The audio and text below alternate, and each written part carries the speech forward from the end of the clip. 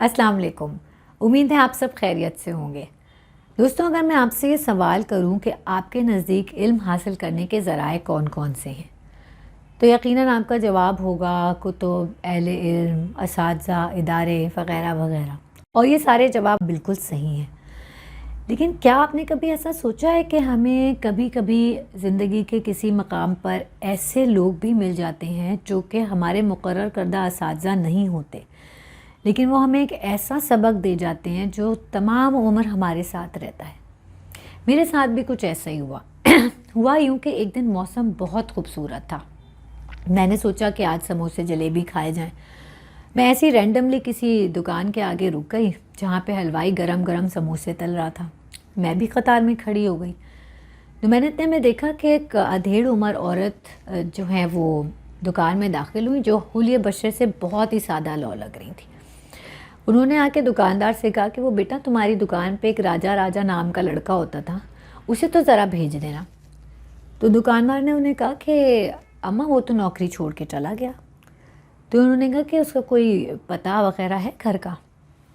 उससे कहा नहीं, वो तो शहर छोड़ के गया है, जब ही तो नौकरी छोड़ के गया है। तो मैंने देखा कि अम्मा के चेहरे पे एक साया सा के गुजर गया। तो दुकानदार ने उनसे पूछा कि अम्मा, आपको उससे कोई काम था? तो उन्होंने कहा कि हाँ, वो उसने हमसे 8,000 रुपये उधार लिए थे और कहा था कि अगले महीने की 5 तो लौटा दूंगा। 5 दिन ऊपर हो गए तो हमने सोचा आके पता कर लें। तो दुकानदार ने कहा कि अम्मा, अब आपको सबक मिल गया ना, आपने आइंदा किसी को पैसे उधार नहीं देने। और मैंने सोचा कि अब अम्मा उसको रीइंफोर्स करेंगी इस बात को। लेकिन अम्मा ने जो जवाब दिया वो मेरी तवक्को के बिल्कुल बरक्स था। वो जवाब सुनिए ज़रा क्या था। अम्मा ने कहा कि नहीं, हम तो ज़रूर देंगे।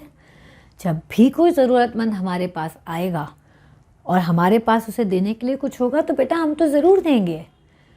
तो दुकानदार ने मुस्कुरा कर कहा कि अच्छा अम्मा, फिर मेरी एक बात याद रखना, आपको ज़िंदगी में ऐसे बहुत से राजा मिलेंगे जो आपके पैसे लेके भाग जाएंगे।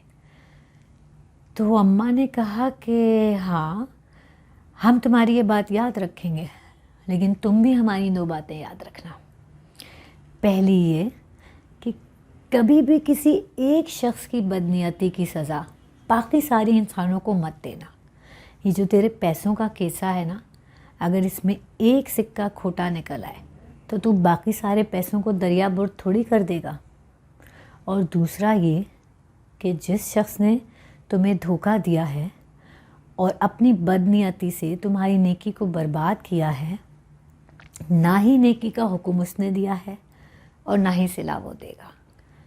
और जो नेकी का सिला देगा वो धोखा नहीं देता बेटे। और ये कह के अम्मा दुकान से बाहर चली गई। और मैं ये सोचती रह गई कि इतनी गहरी बात एक सादा लौ औरत कितने आराम से कह के चली गई, किसी भी जवाब का इंतज़ार किए बगैर। क्यों? क्योंकि वो अपने इस बिलीफ में बहुत ज़्यादा पक्की थी। और मैं जॉन एलिया के उस मज़मून में पहुंच गई जहां पे उन्होंने लिखा था कि हम जिस देश में रहते हैं वहाँ हर कदम पर यकीन और एतमाद को ठेस पहुँचती है और हर लम्हे एक रिश्ता टूट जाता है। अगर बर्फ़ व बारां की शाम में किसी खस्ता हाल मुसाफिर को सर्दी से कपकपाते हुए देखो तो उसे पनाह देना, उसकी खातिर मदारात करना, उसे कंबल उड़ाना, ये सोच कर कि जब वो उसके जिस्म में हरारत आएगी तो वो तुम्हारा कंबल लेके भाग जाएगा।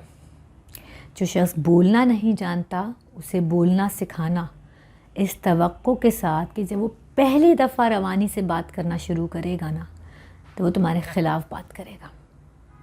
क्योंकि हम जिस देश में रहते हैं वहाँ सदाकत, शराफत, दयानत, खुलूस, ईमानदारी, ये वो इक़दार हैं जो चंद अशख़ास के साथ ही मखसूस हैं।